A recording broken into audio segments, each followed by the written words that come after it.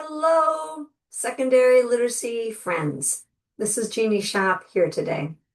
Sorry that I haven't been around, but I've spent the last 2 weeks working in schools, supporting English language arts teachers and special education teachers, and actually K through 12 in improving their instructional practices around explicit systematic instruction using data to inform decisions around intervention, modeling, and super exciting. I actually was at a conference and I got to present to amazing teachers about explicit comprehension instruction.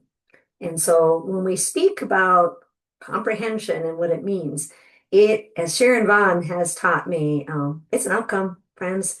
You can't teach comprehension.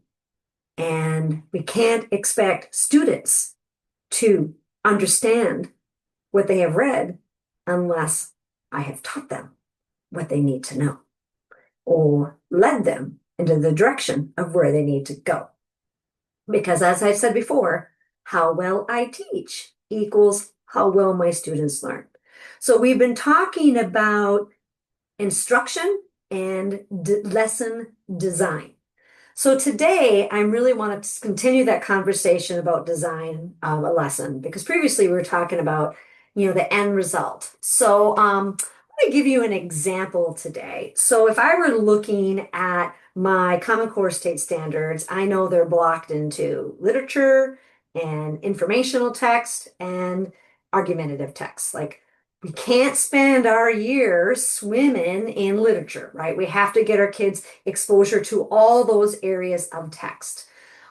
So if I don't have an evidence-based curriculum and I'm using teacher-created materials, which makes it really hard, right? Because we as educators, we're not curriculum designers. So we don't spend our time understanding the design of a good curriculum that's actually going to get positive outcomes. But I do know that many of us are in that space of designing our own curriculum. So an example would be, okay, if I'm looking at my Common Core standards and I don't have curriculum, my school district hasn't bought me anything, and I have to teach them something, I'm going to start with my standards. And my standards say my students need to read literature.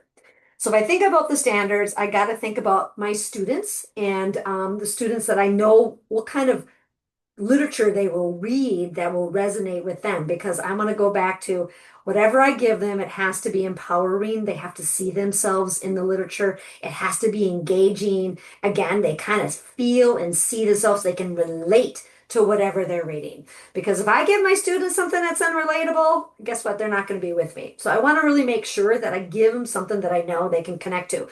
So if I have a group of people, kids in high school that are kind of marginalized in a way, they've been struggling their whole lives, I want to give them stories that they can see themselves in it. We always want to give text to students that they can actually see themselves in it. But after I understand that, I'm going to start with an essential question, an enduring understanding. And so for this one, I would say my enduring understanding is how do the experience of marginalized people due to poverty, disability, or culture shape the way we understand fairness, opportunity, and belonging? Like, that's what I want kids to know and be able to take away from this literature experience. So I always start with a big long-term goal and that big capstone project. So the questions I want them to be able to answer from reading a group of text sets that are around this topic would be, should the challenges of poverty, disability, and culture significantly affect the identity and self-worth of marginalized people? Do struggles like poverty, disability, and cultural differences have a negative impact on the relationship and communities of marginalized people? And finally, do the social and emotional effects of marginalization shape how individuals respond to injustice and equity? So, what I want them to be able to do when they're done with this experience, their capstone project specifically would be students will research a current issue related to poverty or disability or culture, analyze multiple perspectives through reading, synthesize their findings, and write a position paper. to deliver a presentation that advocates for action, right? So that's that big idea, all right, that I'm going towards, that marathon project. So as I back up the train, though, I got to think about, okay, what are my short-term goals? So my short-term goals would be to read a variety of texts that around that topic that they can extrapolate some meaning. So the first step I'm going to have, and this is kind of where I'm going to spend some time teaching you about, is I'm going to spend some time just working on my first go around, right? What I want my class to be able to do from reading the first text. So the first text that they're going to read, and I actually did this work with a friend, so I'm not making stuff up. I actually helped her develop this unit. We're gonna have the students are going to read, write, speak, and listen using literature and informational text. And so the first text the students are going to read would be, and I found these on Common Lit, it's fantastic, would be How Autism Freed Me to Be Myself. Okay, so we're talking about marginalization of people. So with that text, right, again, our focus would be how do experience of marginalized people due to poverty, disability, culture, and shape the way we understand. So that's where I'm at. And again, these are just micro little teachings here. So what I want you to think about is why are we having the students read the text they're reading? And do we know for certain that my students are going to see themselves in that text?